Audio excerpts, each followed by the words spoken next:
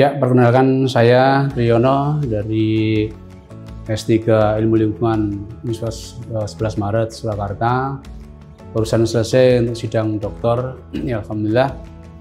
Selama ini saya meneliti mengenai model penyediaan air bersih berbasis ekosisio-drenase di kawasan perkotaan, mitigasi banjir dan kekeringan. Sistem ini sudah menjadi hal yang harus diterapkan karena selama ini penyediaan air bersih ini terkadang tidak ramah lingkungan, dan juga sistem drainasi kita masih menggunakan sistem yang konvensional, di mana drainasi sifatnya hanya penghapusan atau pengeringan, dan pada saat musim penghujan pemicu terjadinya kebanjiran, dan pada saat musim kemarau pemicu terjadi kekeringan. Itu permasalahan dua hal yang mendasar, yang mana akar masalahnya ada di air hujan, di mana selama ini air hujan tidak dimanfaatkan sebaik mungkin. Sementara air hujan adalah sebuah sumber dari segala sumber air baku yang ada di muka bumi ini, di mana baik air permukaan maupun air tanah ini menjadi sumber air baku utama yang selama ini digunakan oleh manusia.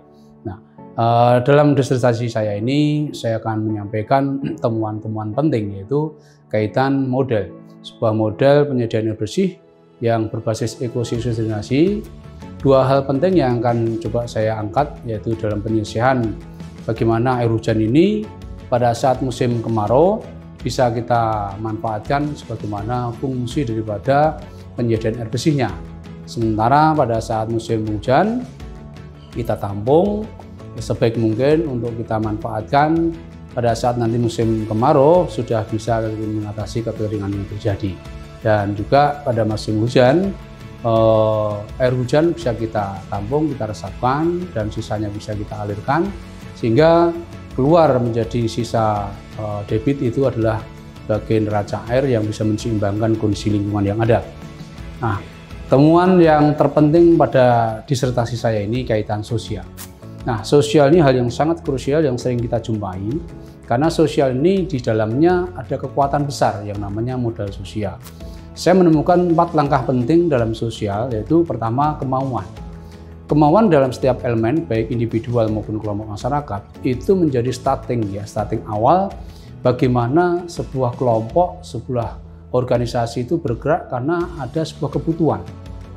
Contohnya masyarakat butuh akan hidup sehat, butuh hidup sejahtera, hidup bersama dengan lingkungan yang lestari. Itu kalau sudah merasa ada kebutuhan, dia akan bergerak tanpa harus diajak, tidak harus ditarik-tarik atau dikasih rangsangan apapun. Tanpa ada itu dia pasti akan bergerak karena merasa punya kebutuhan. Nah, baru yang kedua, yaitu kaitan dengan langkah berikutnya setelah ada kebutuhan, ada kemauan.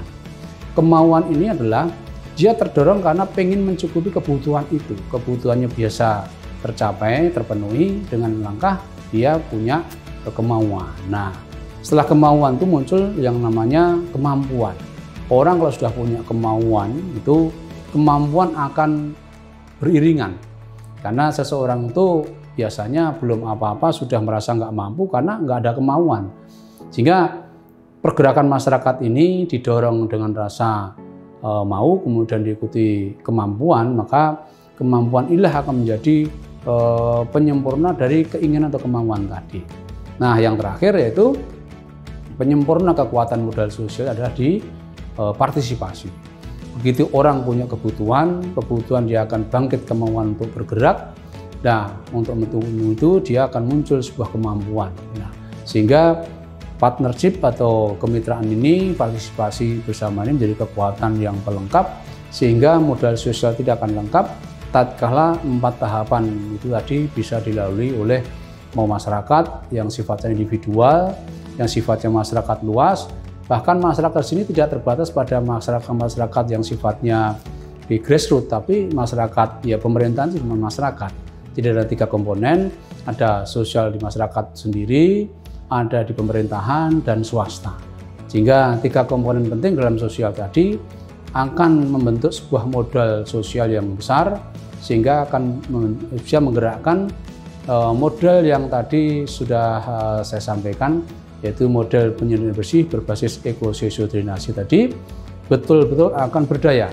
Nah, ini isu ini saya angkat karena segala permasalahan mentoknya ada di sosial. Sosial tadi menjadi hal yang krusial karena sering terjadi konflik di sana sini. Nah, dengan 4 tahapan tadi yang saya temukan tadi, insya Allah bisa bergerak dan bisa bermanfaat semuanya. Goalnya adalah air hujan ini adalah rahmatan lil alamin. Air hujan ini adalah betul-betul rahmat dari Allah yang bisa dimanfaatkan oleh manusia untuk hal-hal yang bermanfaat. Karena selama ini sementara orang bicara bahwa kalau ada hujan, banjir, yang disalahkan air hujan. Ya, jadi seakan-akan hujan ini selalu menjadi posisi yang disalahkan. Padahal tidak demikian, bahwa hujan ini pada saat hujan kita bisa manfaatkan, kita kelola dengan baik, akan manfaat. Dan juga pada saat kemarau, lagi-lagi yang disalahkan hujan lagi. Kenapa nggak hujan-hujan?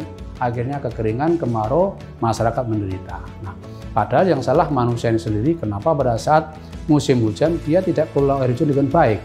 Ya tadi dengan sistem trap, tampung, resapkan, alirkan, dan pelihara. Kuncinya dipelihara tadi. Ya, kira-kira seperti itu hasil temuan kami, hasil penelitian kami dalam disertasi ini. Mudah-mudahan bermanfaat dan memberikan sumbangsih pada bangsa, negara, dan masyarakat umum, khususnya di institusi yang tercinta ini di UNS Surakarta. Demikian, Assalamualaikum warahmatullahi wabarakatuh.